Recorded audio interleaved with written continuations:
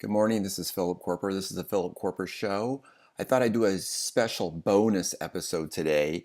This is episode 38, September 22nd, 2018. And I have 5 keys to healthy relationships. Just throughout experience, I see or I've learned about certain keys that really foster good relationships. And as I discuss these things with my friends, I feel and implement these things in my own life. I think these are just a few things that I wanted to share in this episode about how to improve the relationships that you have.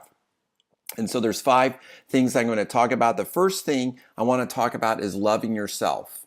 Okay. Now I'm a Christian, and so the love of myself actually really comes from a love of God.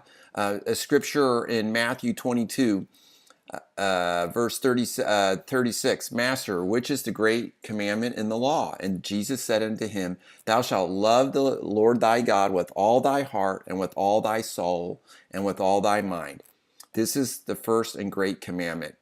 And the second is like unto it, Thou shalt love thy neighbor as thyself. And so, first of all, there's three types of loving going on here. The first is loving God. Which is a commandment, and then we should love our neighbor as we love ourselves. And so the first thing I want to talk about is loving yourself. And this is really, if you believe in God and understand and see and feel God's love for you, you will feel really good about it yourself. In my journal every day, I write down something where I saw God's love for me. Just the other day the sun was peeking around a cloud. It was just gorgeous. And when I looked at that beautiful part of nature, I felt God's love for me. I saw that. This is faith, and this is a belief that I have. And so when I feel God's love, I'm good. I'm good. I'm content. The little ground that I'm standing on at that time is good. I feel like I'm on firm, safe ground. And then I can love myself. Okay, I care about myself, not hopefully in an egotistical way, but I'm okay with myself. I'm grateful that God has created me in His image, and I feel good about myself. And as we talk about the other keys to these relationships, you will feel even better about yourself because you'll be treating yourself really well as you treat others really well.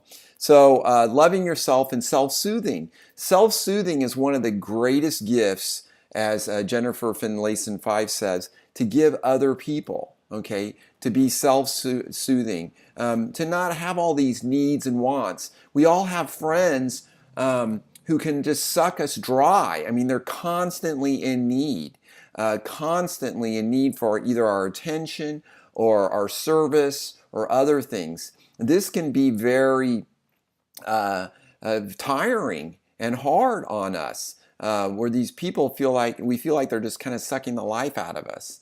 Okay, so to be self-soothing, to be self-sufficient in your needs and wants.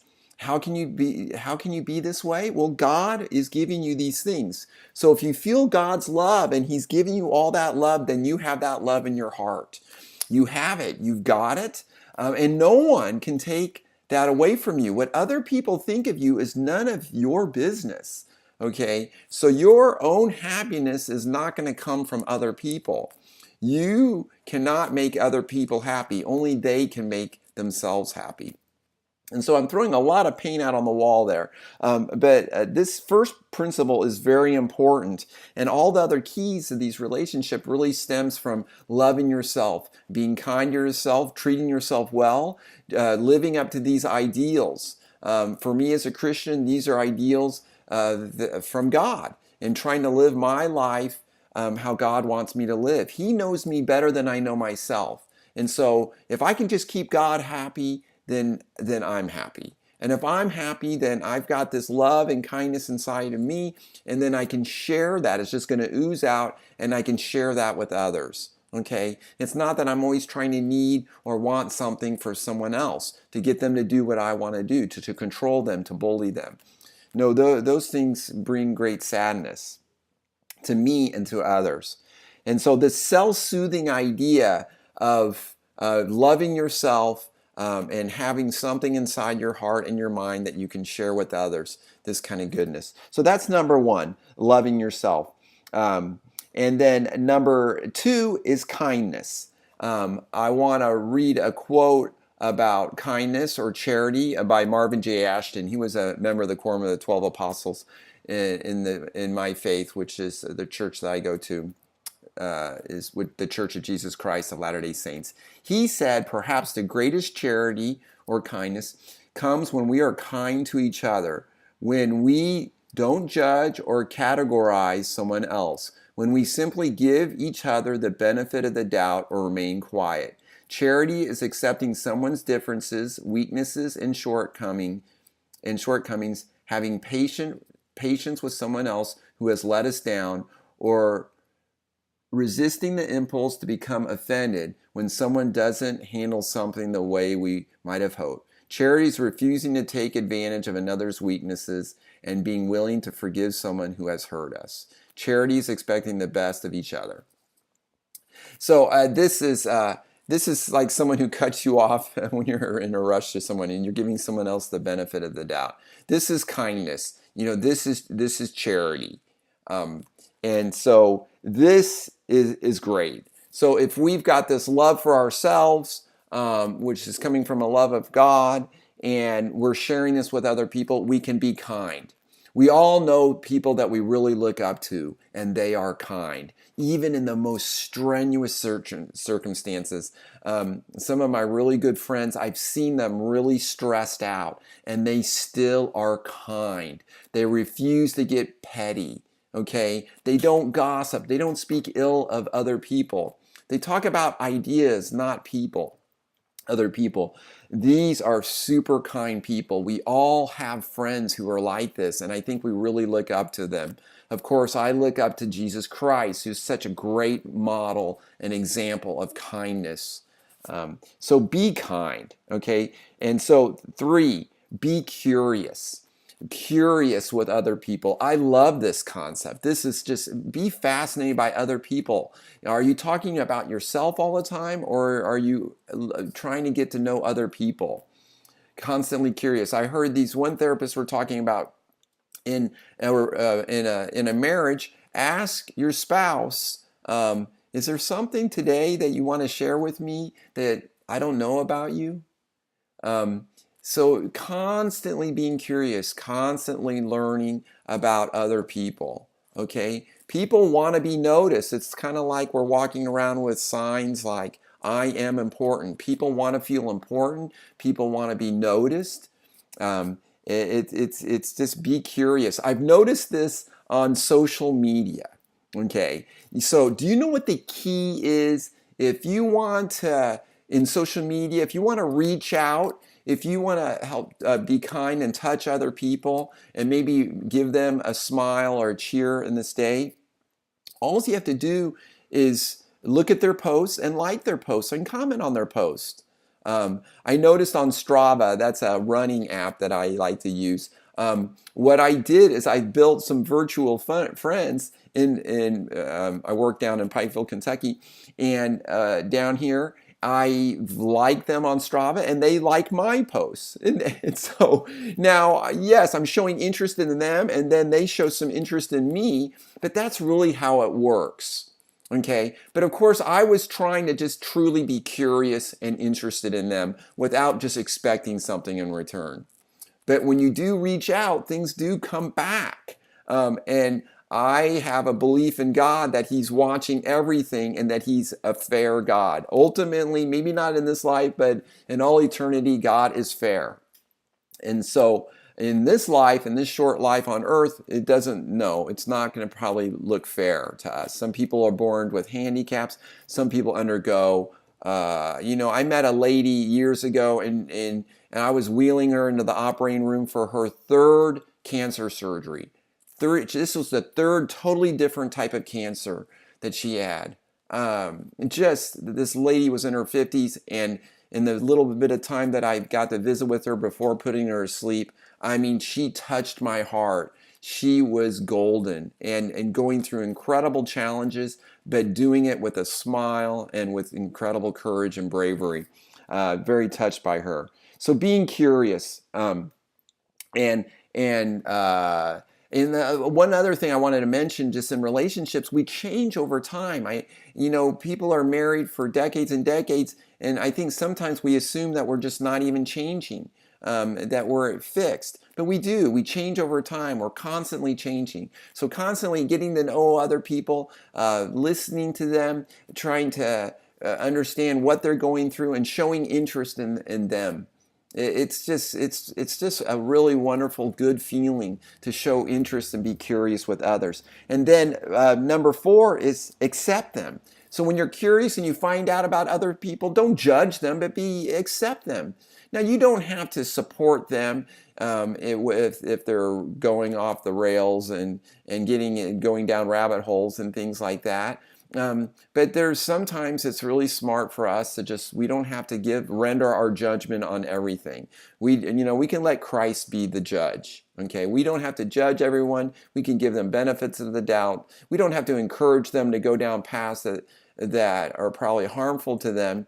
But we do to accept people where they are. It's all about this expectations. If we expect everyone to be performing at this very high level, and they're not, and we're constantly criticizing them for not reaching that point, constantly harping on them, constantly being critical of them. This is a real weakness of mine. And then, how are they going to feel? How are our children going to feel? How are our friends going to feel? It's smothering to be around people who are constantly criticizing you and stuff. And because they expect us to be at this level that we're not. Accept people for where they are today. And that is just a great way to live. And as far as that acceptance, I want to just dovetail a little bit about negotiating, especially in a marriage and in these important relationships. Don't forget to negotiate. I think sometimes we just feel like we're entitled. Husbands and wives, we're in this marriage covenant, in this contract, and we feel that we're just entitled to things. I think that's easy to feel that way. We need to be very careful of that you don't feel entitled and that you negotiate differences. Big part of this life is just solving problems, just problem solving, being calm, being curious. Maybe your ideas are wrong, your preconceived notions going into a problem are wrong, but taking a step back, maybe just you're the little fly on the wall, get a third party person type of approach, get the emotions out of it, and then negotiate. Work to negotiate. I've got friends who have marriage problems, and I bring up ideas about negotiating with them. This one friend of mine, she really wanted to have more children, but her husband was not very supportive. So I recommended a few things that she could just discuss with him and try to negotiate with him. And I think when we negotiate, just even when we bring up that word, we really kind of, I think it really helps us not to bully the other person. We're always encouraged to communicate. Just communicate. But through communicating, we could really bully other people and bully our spouse into doing things. And we can squelch down any kind of comment or feedback coming from them. So they're not even going to feel safe sharing things with us, because we're going to bully, we're going to push far ahead, we're going to steamroller them into different decisions. That's not healthy communication. That stifles communication. That's bullying. I've learned a lot about that by making mistakes with that in my life. And so I like this concept of negotiating. And so I tie that in with acceptance. And then the last thing I want to talk about is serving. And just serving and being unselfish of other people. And the thing about this is that if you're getting love from God and love's in your heart, then this love will just spill out of you and you'll want to serve and help others. The major part of any happiness in my life is making the loved ones around me their lives better, just a little bit better. A good husband will look out and try to make his wife's life as best he can, to make it as good as he can, not expecting all this in return, but really serving her and helping her. I love this quote from Ralph Waldo Emerson. The purpose of life is not to be happy, it is to be useful, to be honorable, to be compassionate, to have it make some difference that you have lived and live it well. Really, serving out, I really feel like that's why God has put me on the planet. I'm on the planet not to just obtain things or get things for myself, but really to serve and help and love others. I mean, I feel like that's my purpose. And so when I have this sense of purpose, I get great joy out of serving others. It's almost automatic. I mean, it's like helping a lady across the street. These things make us very happy. And serving unselfishly truly is great. And when we're loving ourselves through this love of God, then we are able to do this. It gives us the capacity to reach out and to really serve others. I was touched by this. I just finished up watching the HBO episode on John Adams that came out, I think, in 2008, 2009. I'm a little bit behind the times on some of the, so it's on Amazon Prime. And I loved how Abigail and John Adams, I really loved how they really worked together and they really served each other. I really love this concept that I've heard recently of really having the attitude in a marriage that your spouse will die before you, that you will be able to serve them and care for them so they will not die alone, but that you will be there loving and kind and serving them. That is such a wonderful concept. I love that unselfish, well, maybe you think it's selfish because you want to live longer than your spouse. but what I was getting from that is that you are willing to serve your spouse till their last breath, that you will be there for them, caring for them. That's the kind of example that I want my kids to look at and to know that I love the quote. I think it was David O. McKay who said, I could be wrong, but the best way to love your children is to love their mother. I love that. So serving and loving others, you can't go wrong. Now, are you going to be a doormat to other people? No, you can serve and be kind with boundaries, with loving kindness, and with God's inspiration and help. So you're not enabling people, but you're blessing them. I think that's the way to go. Well, there's a lot of stuff there. I blasted through it and I rambled a little bit. But I love this concept of improving relationships. And we can do it. Our brains, I was listening today, that there's neuroplasticity with our brains. I could barely say that big word. But our wiring in our brains can rewire. New pathways can be formed. So we can really program ourselves with the help of God, especially being a Christian man that I am, that reaching out, helping help from God, I can really reprogram myself to be self-soothing, to be happy just and content with my own life, and then I can share that with others and build lasting, strong relationships. Well, thank you so much for listening. You can find more at philkoerper.com or subscribe at iTunes or SoundCloud. The Philip Koerper Show. This is Philip Koerper, copyright 2018. You guys have a wonderful day. Thank you so much for listening. Bye.